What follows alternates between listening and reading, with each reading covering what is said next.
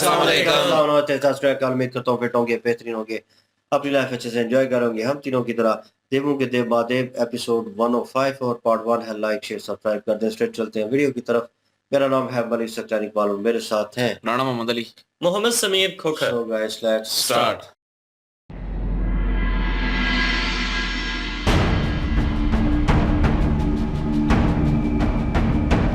मुझे लगा कि आपने यज्ञ में सम्मिलित होने का प्रयास किया, परंतु आप तो सचमुच उपस्थित हो गए।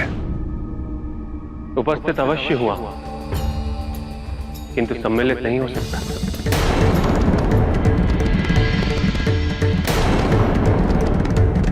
जब तक आप इसकी अनुमति ना दे प्रजापति,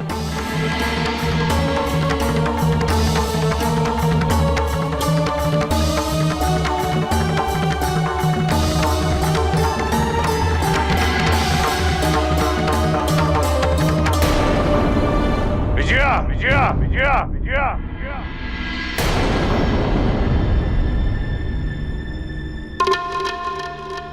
क्या हुआ पिताजी? ये क्या अनर्थ कर दिया तुमने? क्या तुम अपने संस्कार भूल गई हो?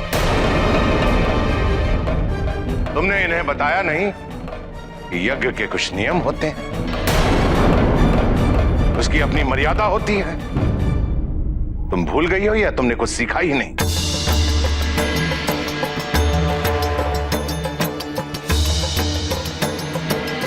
क्या ऐसे ही यज्ञ में सम्मिलित हुआ जाता है?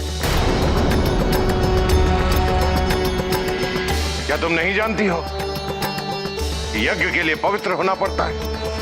पवित्र वस्त्र और जनेऊ को धारण करना होता है।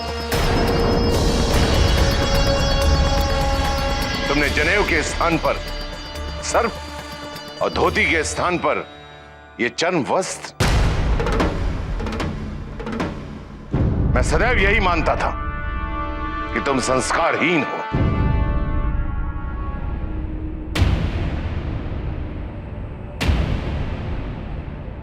मेरी पुत्री की मूर्खता को क्षमा करें महादेव। आप तो जानते हैं कि यज्ञ मेरा अस्तित्व है।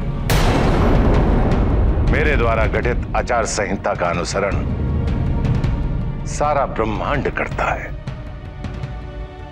यदि इस यज्ञ में सम्मिलित होने की मंशा आपकी सही है, तो मेरा आपसे इतना ही आग्रह है कि आप इस सर्प को अपने शरीर से दूर कर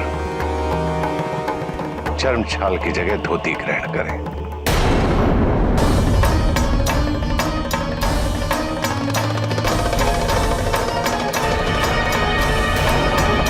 क्योंकि हम विष्णु भक्त हैं, मृत पशु को अपवित्र मानते हैं।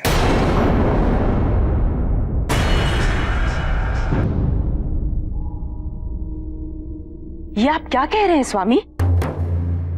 महादेव से इस प्रकार का अनुग्रह भी अनुचित है। जिस प्रकार ये यज्ञ आपका अस्तित्व है, आपकी पहचान है, उसी प्रकार ये वेशभूषा, इनका ये स्वरूप इनकी पहचान है। आप ये कहना चाहते हैं कि ये अपनी पहचान अपने व्यक्तित्व के साथ समझौता कर ले? कदापि नहीं। मैं तो केवल यज्ञ में सम्मिलित होने के लिए जो नियम अनिवार्य हैं, उनसे महादेव को अवगत करा रहा था। महादेव इनसे अपरिचित है, तो इसमें अनुचित क्या है?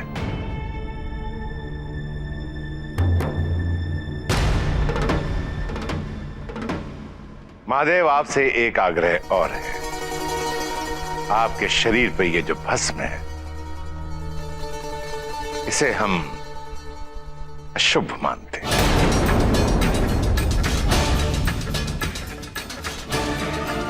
आप स्नान करके पवित्र हो जाएं।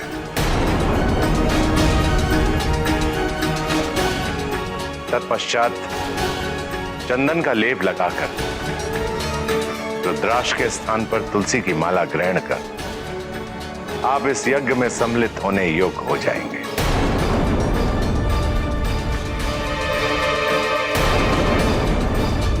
मुझे ज्ञात है, आप ही ने कहा था कि आपके लिए तप और यज्ञ दोनों एक समान है, फिर आपको इन सब यज्ञ पद्धति का अनुसरण करने में कोई आपत्ति नहीं होनी चाहिए महादेव। आपत्ति नहीं है प्रजापति, किंतु आप मुझे ये समझाइए, आपका ये रूप धारण करना मेरे लिए अनिवार्य क्यों है? क्यों आपके नियम, आपकी ये विधि मुझे मेरे स्वरूप में स्वीकार नहीं कर सकती?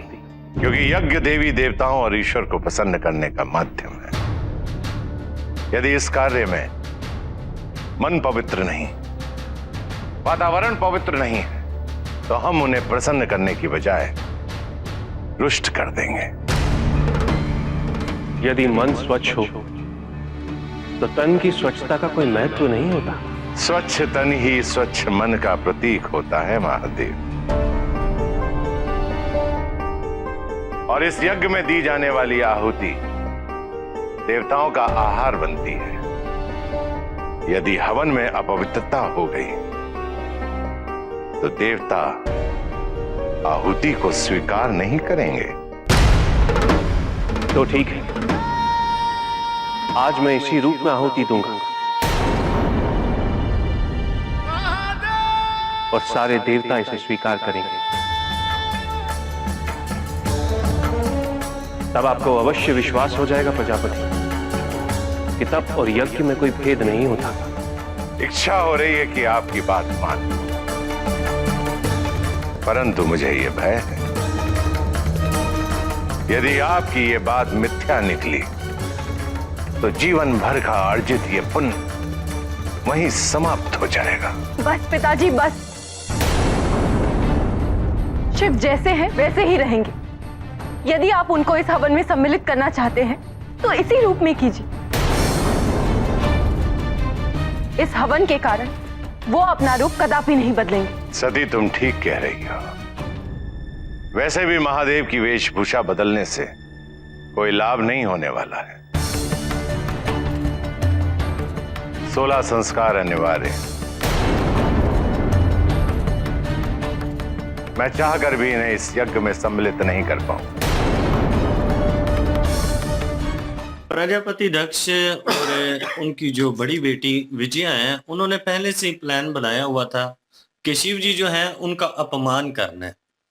यज्ञ में उनको खुद ही बुलाया है। अब वो आ गई हैं तो वो उनसे शिव जी से ये कह रहे हैं कि आपने जो अपने शरीर पर अपना रूप जो धारण किया हुआ है ना, इस रूप को चेंज करना होगा आपको। आपके जो वस्त्र हैं ये वस्त्र अनिवार्य नहीं है। जो अनिवार्य वस्त्र हैं वो उन्होंने बताए हैं। उन्होंने कहा है कि आप पहली बात तो ये है कि धोती पहनिए, और ये जो आपने वो एक कह लें कि मृत्यु जो जानवर होता है उसकी आपने जो पुश पहनी हुई है इसको उतारना पड़ेगा आपको।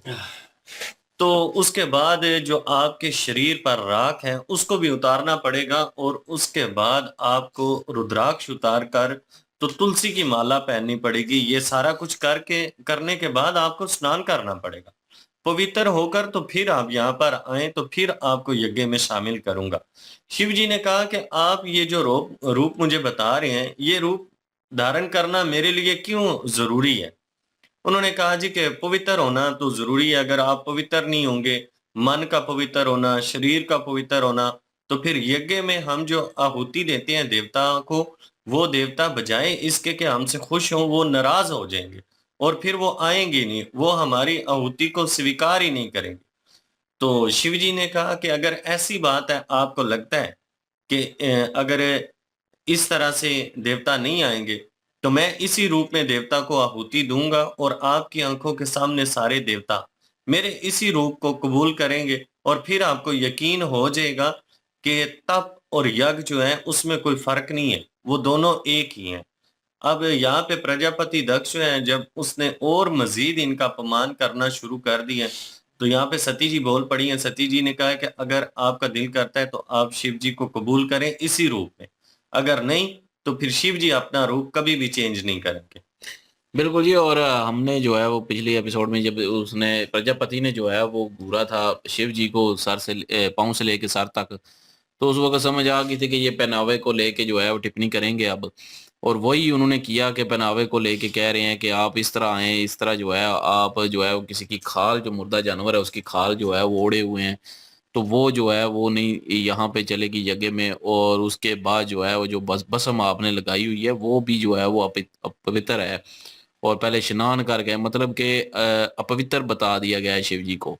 तो बहुत बड़ा जो है अपमान हुआ है शिव जी का। लेकिन शिव जी जो हैं वो इतने सब्र से जो है वो सुन रहे हैं सारा कुछ, और बर्दाश्त भी कर रहे हैं, स्माइल दे के बर्दाश्त कर रहे हैं।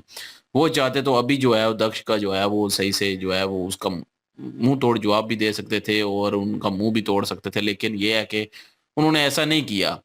जाहिर है वो सती जी के लिए चुप रहेंगे और सती जी के लिए ही सारा कुछ कर रहे हैं, तो अपना अपमान भी सह रहे हैं। तो वहाँ पे जो है वो ये ज़ाहिर है पहले से ही जो है वो डील फिक्स थी उसके साथ, इनकी बेटी के साथ। तो ये सारा कुछ उन्होंने यही करना था, अपमानित करना था। पहले उकसाया कि आओ आप, फिर जो है वो वहाँ पे सम्मिलित नहीं होने देना, और सम्मिलित होना है तो ये आपको करना पड़ेगा कि सारा पहनावा चेंज करना पड़ेगा। हालाँकि माता प्रसूति ने भी बोला है कि उनका जो पहनावा है वो उनका है, उनकी पहचान है। तो आपकी पहचान ये है, तो आप उनकी पहचान नहीं छीन सकते। तो फिर जो है वो उन्होंने रीज़न ये बताया कि देवी देवताएँ जो हैं वो इसको स्वीकार नहीं करेंगे और मेरे जो है वो ज़ाया जाएगा, यज्ञ ज़ाया जाएगा, मेरे पुण्य हमेशा के लिए ज़ाया जाएँगे, मैं ये नहीं कर सकता। तो वो महादेव हैं, पता नहीं क्यों भूल जाते हैं कि वो महादेव हैं और देवों के देव हैं, और जो देव जो हैं वो उनको स्वीकार नहीं करेंगे, वो उनके भी जो हैं देव हैं, महादेव जो हैं। तो ये भूल जाते हैं पता नहीं सारे। और लेकिन ये है कि उन्होंने फिर से अपमानित कर दिया। अब जो है सती जी भी बोली हैं, लेकिन जो है वो फिर से आगे से जो है वो कुछ ना कुछ बोलचाल कर रहा है। अभी देखते हैं कि क्या होता है आगे। बिल्कुल ये सिचुएशन वैसी ही इन लोगों ने बता दिया। और प्रजापति दक्ष बेसिकली चाहते ही नहीं था कि वो वहाँ पे आए, और अगर आ जाएंगे तो उन्होंने प्लान बी रखा हुआ था। और वो जो सारी बेइज्जती कर रहे थे, वो जो वजिया को उन्होंने एकदम से बुलाया और उन्होंने कहा कि तुम्हें नहीं पता कि ये किस तरह के कपड़े इन्हें पहनावा चाहिए और क्या, वो सारी बातें शिव जी को बेसिकली सुना रहे थे। लेकिन जब उन्होंने देखा कि अब इससे बात बढ़ गई है, अब ये इससे भी शिव जी जो है वो पीछे नहीं हट रहे, और फिर और जो है लेवल जो है और बढ़ा दिया, और फिर और बातें जो है बीच में ऐड कर दी। वो सारी कन्वर्सेशन इसीलिए हुई, और उनको रोकने का ही प्रयास था सारा कि रुक जाएं, उनसे शामिल ना हो, और अगर आ गए हैं तो उनको और बेइज्जत किया जाए। इस पे सती जी बोली हैं, और उन्होंने भी एक किस्म का जवाब उन्हें स्ट्रेट फॉरवर्ड वही दिया जो शिव जी डायरेक्ट वे में दे नहीं सकते थे। और लेकिन वो वजिया जो है थोड़ी बहुत परेशान भी है, थोड़ी कंफ्यूज इस चीज़ को लेकर है कि क्या कन्वर्सेशन चल रही है। लेकिन हो सकता है प्री प्लान हो इनका भी पीछे से, तो जो चल रहा है उनका। तो लेट्स सी, देखते हैं प्रजापति दक्ष उनको वो कैसे होते हैं शिव जी, और क्या सिचुएशन आगे क्रिएट होती है। तो प्लीज लाइक शेयर सब्सक्राइब कर दें। इंशाल्लाह मिलते हैं नेक्स्ट वीडियो में। अपना ख्याल रखिएगा, दुआ में याद रखिएगा। तब तक के लिए अल्लाह हाफिज, पीस।